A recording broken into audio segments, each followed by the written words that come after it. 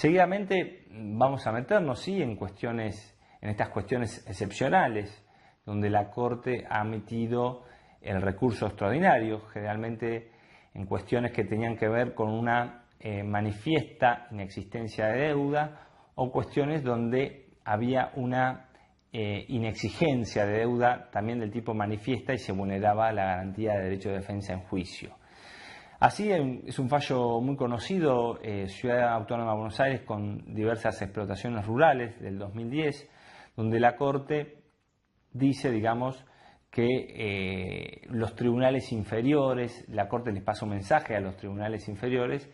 tienen la obligación de tratar las defensas de manifiesta inexistencia de deuda en la medida que esto no significa revisar la causa ni analizar cuestiones extras traídas a colación en el juicio de ejecución fiscal. En el caso era muy conocido, se le exigía al contribuyente el pago provisorio de ingresos brutos, pero al contribuyente no se lo había intimado de la manera que exigían las leyes procedimentales para que proceda a la ejecución. El contribuyente interpone una manifiesta inexistencia de deuda en el ámbito de la ejecución fiscal. Los jueces no aceptan esta defensa, sin embargo estaba acreditada que no se había cumplido con los recaudos respecto a los recaudos que hacen suficiente la expedición del título que trae aparejada la ejecución. Entonces la Corte declaró procedente el recurso extraordinario y elevó un mensaje, digamos, a los tribunales inferiores de que traten las defensas en casos de manifiesta inexistencia de deuda. De similar manera, AFIP con González, referido en la filmina anterior, respecto de la procedencia, digamos, del recurso de apelación ante el Tribunal Fiscal que trae o que tiene sobre la deuda efecto suspensivo. Pero también hay recursos extraordinarios que la Corte los ha admitido en caso de arbitrariedad por inexistencia de deuda o manifiesta inexistencia de deuda cuando hay excepciones o exenciones fiscales de puro derecho. En el caso AFIP con transporte 9 de julio del 2008, la Corte nos dice que si bien en principio las sentencias de ejecución fiscal no son revisables en la instancia del recurso extraordinario por la posibilidad que tiene la administración de librar una nueva boleta o del administrado de interponer un recurso o un juicio, mejor dicho, ordinario posterior, no por eso puede consagrarse una injusticia y llevarse adelante una ejecución si la deuda es manifiestamente inexistente, ¿no? En el caso se trataba de una exención fiscal que tenía el contribuyente, una exención de pleno derecho en el impuesto a la ganancia mínima presunta, y se le reclamaba una deuda que no le correspondía, es decir, el contribuyente no era deudor de la deuda que se le reclamaba y esa defensa la pudo hacer valer en el ámbito de una ejecución fiscal teniendo que llegar hasta la Corte, pero la Corte reconoció su derecho en el propio marco de una ejecución fiscal, sin que le sea necesario al contribuyente realizar un juicio ordinario posterior. Otro caso de recurso extraordinario por arbitrariedad, por deuda inexigible, se trata de un caso muy conocido, AFIP con Disfamar, donde el contribuyente había interpuesto una demanda contenciosa contra unas multas que la AFIP había impuesto en la etapa administrativa. El contribuyente interpone una demanda contenciosa ante la justicia que tiene efecto suspensivo del cobro de la deuda, y la AFIP libra boleta de deuda y pretende ejecutarle dicha deuda, dicha multa, si bien la Ley de Procedimiento Tributario, artículo 82, señala que tiene efecto suspensivo, es decir, la AFIP no podría haber librado esa boleta de deuda. Si bien el contribuyente se demora en comunicar que ha recurrido a la justicia, la Corte entiende que la excepción de manifiesta inexistencia de deuda es procedente porque hay una deuda que no puede ser ejecutada porque hay un efecto suspensivo y se reconoció el derecho del contribuyente incluso en el marco de una ejecución fiscal.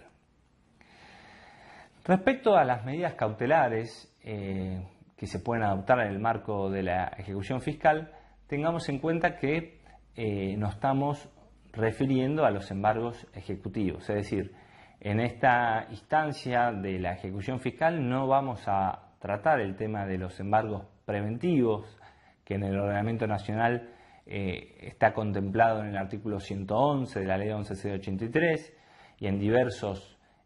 códigos fiscales provinciales, donde se le autoriza al fisco que en cualquier momento pueden solicitar al juez un embargo preventivo para asegurar el crédito fiscal. Esto no es el caso del embargo preventivo, reitero, sino que es el caso de las medidas cautelares, embargos, inhibiciones generales de bienes, que tienden a asegurar el crédito que se reclama en la ejecución fiscal. Al respecto, este fue un tema muy discutido en doctrina de jurisprudencia, porque a raíz del artículo 92 de la 11.083 y de una modificación, se le asignaron al cobrador fiscal, al representante del Fisco Nacional, ciertas facultades como las de librar el mandamiento bajo su sola firma o de trabar las medidas cautelares bajo su sola firma y sin intervención del juzgado, que muchos entendían como vulneratorias de ciertos derechos constitucionales como el derecho de propiedad o el derecho de defensa en juicio, el principio de división de poderes y el de tutela judicial efectiva. Mucha doctrina entendía que el juez perdía sus funciones inherentes, que es la de ser un contralor o un director del proceso, y pasaba a ser un mero espectador de este proceso. Básicamente, el artículo 92 tiene párrafos donde se señala que el cobrador fiscal puede decretar embargos bajo sus solas firmas o inhibiciones generales de bienes,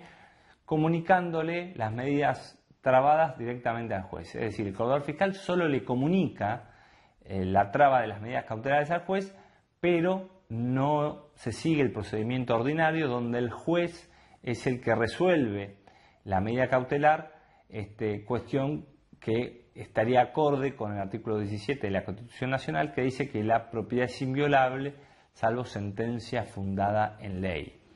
Solamente el artículo 92 requiere la decisión judicial para desapoderamientos físicos o allanamientos. Para el resto de las medidas cautelares, ya sea para su traba o su levantamiento, se lo faculta al abogado de la FIP a disponerlos bajo su sola firma. Acorde con estas garantías y en relación con ello, tengamos en cuenta que también el cobrador fiscal o la FIP, en el ámbito del proceso ejecutivo fiscal nacional, tiene las facultades para trabar embargos mediante el sistema de oficios judiciales, que es un sistema electrónico, donde directamente por vía electrónica la FIP comunica los embargos vía Banco Central, y el Banco Central, a través de circulares, los pone en conocimiento de todas las entidades financieras. Esto hace que sea un embargo de mucha rapidez, con mucha celeridad y muy efectivo. La mala noticia para los contribuyentes es que puede producir muchas veces embargos simultáneos en diferentes cuentas. Obviamente las entidades financieras también tienen que contentar los informes en un plazo de 15 días a pedido de los abogados fiscales. Estas facultades que se entienden exorbitantes que tienen los abogados de la FIP fueron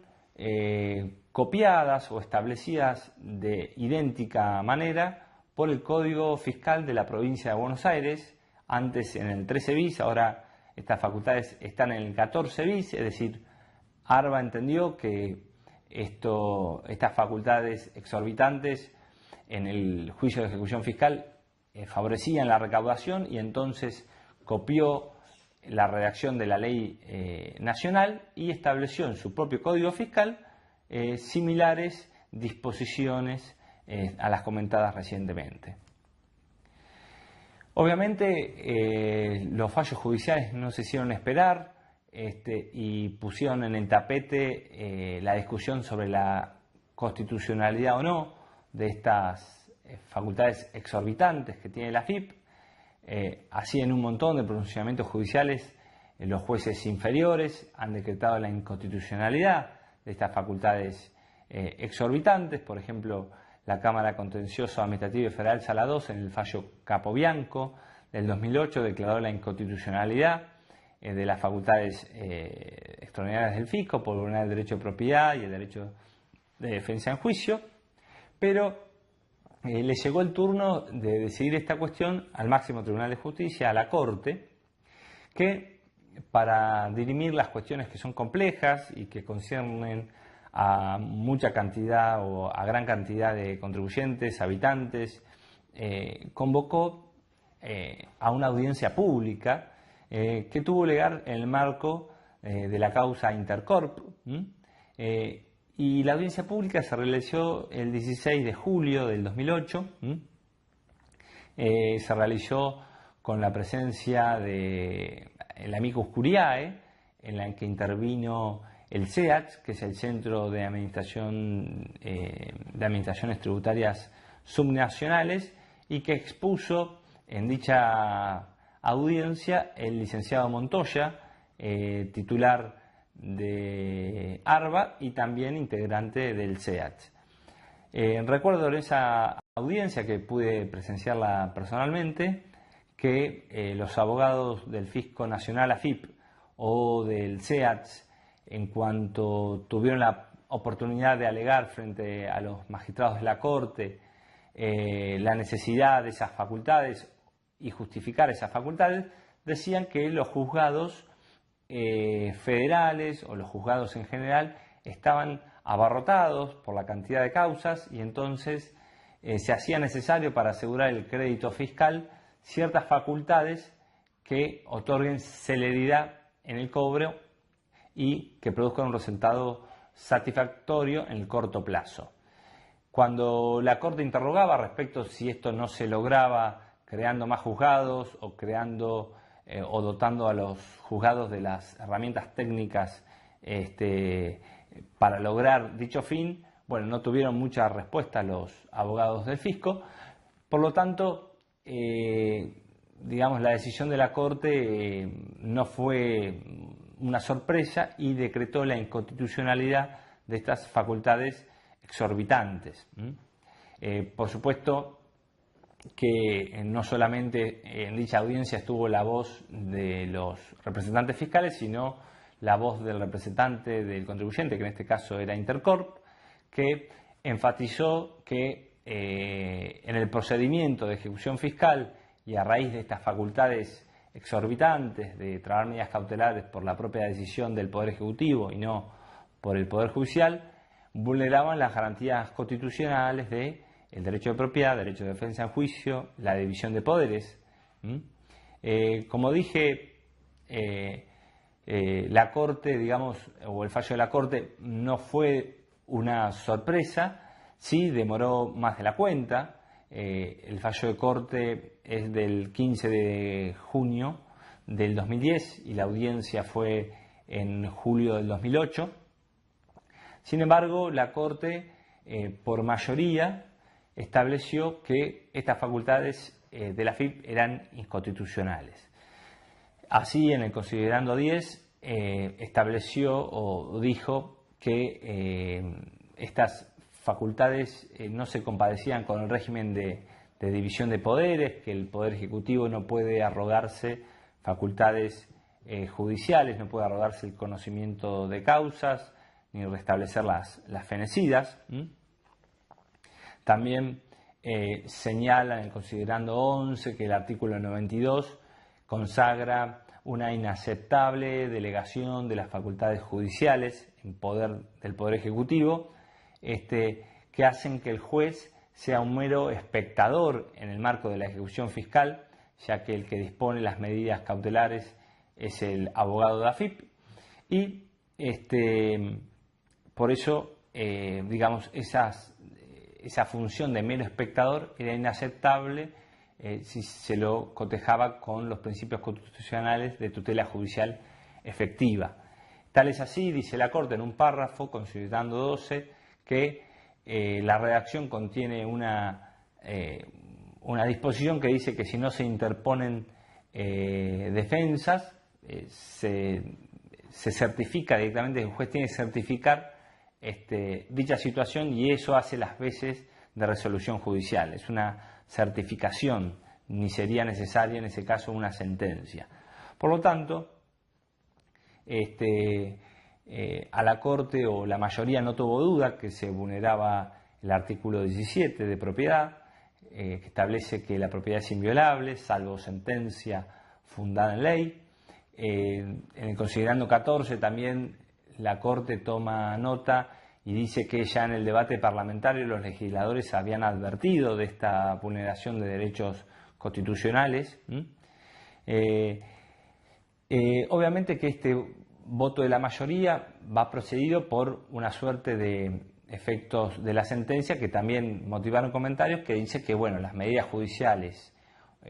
cautelares trabadas hasta ese momento son válidas y que el fallo empieza a ser operativo de aquí en adelante. Es decir, la Corte, para temperar el efecto de su decisión, dijo que las medidas cautelares que ya estaban trabadas seguían vigentes. Sí, la minoría estableció que nuestro ordenamiento en situaciones del pasado, digamos, ha contemplado situaciones de ejecuciones administrativas y la Corte no le ha propinado alguna diferencia respecto a eso, no lo ha declarado inconstitucional. También el voto de la minoría, exactamente el voto de Petracchi y de Argibay, dicen que en América Latina hay ensayos de ejecuciones netamente administrativas que no transitan en el carril judicial, que también en Europa, en España, hay experiencias de ejecuciones netamente administrativas, como es el caso también de Estados Unidos, y que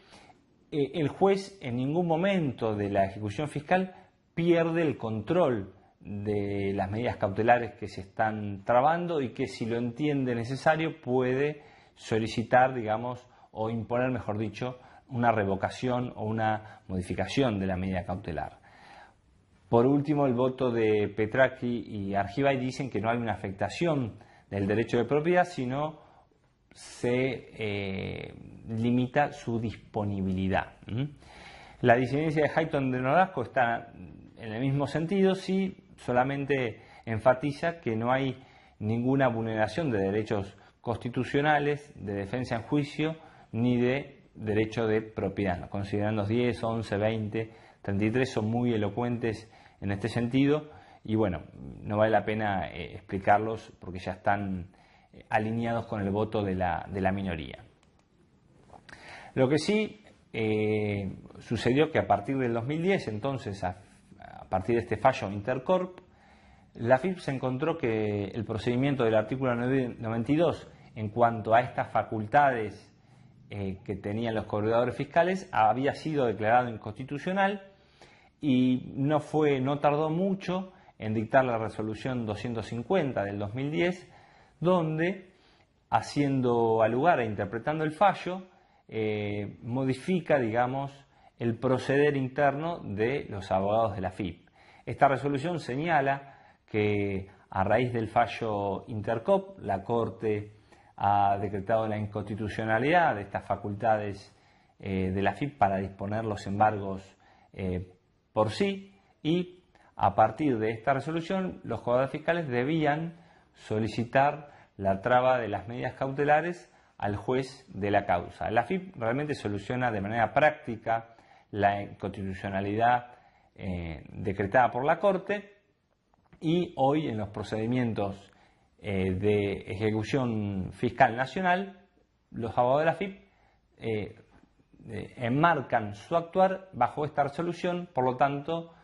hoy es muy difícil que se produzca, digamos, un agravio constitucional, porque las medidas cautelares son decretadas por el juez de la ejecución fiscal en el marco de la ejecución fiscal. Sin embargo, la redacción del artículo 92 todavía se mantiene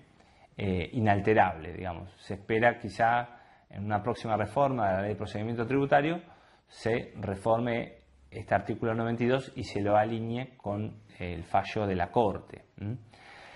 Lo que es criticable es que si bien la AFIP adaptó su proceder a los lineamientos del fallo de la Corte, el artículo 14 del Código Fiscal se mantiene inalterable, es decir, las facultades que fueron declaradas inconstitucionales en el marco nacional, en provincia de Buenos Aires todavía gozan de buena salud. Sin embargo, existen varios fallos judiciales que adoptan el fallo de la Corte en Intercorp, pero todavía los representantes de la Fiscalía de Estado en provincia de Buenos Aires, porque en provincia de Buenos Aires no intervienen los abogados de ARBA, sino que interviene la Fiscalía de Estado, que representa los intereses de la provincia, siguen trabando las medidas cautelares bajo el artículo 14 y disponen el embargo o inhibiciones generales de bienes bajo su sola firma, no acatando el fallo de la Corte Intercorp, que tiene efectos no solo en el ámbito nacional, sino en todos los procedimientos provinciales que establezcan facultades similares.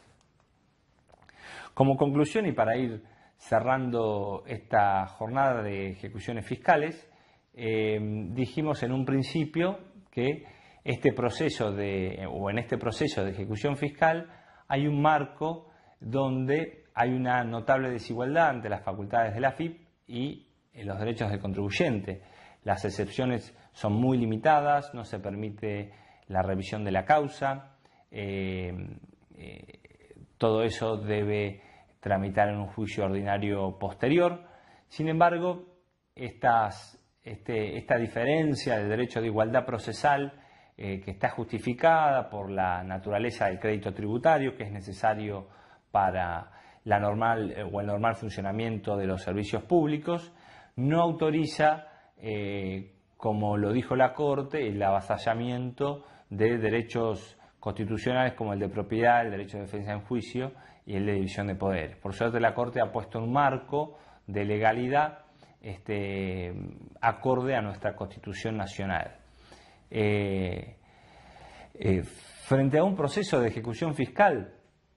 que tenemos que analizar irremediablemente,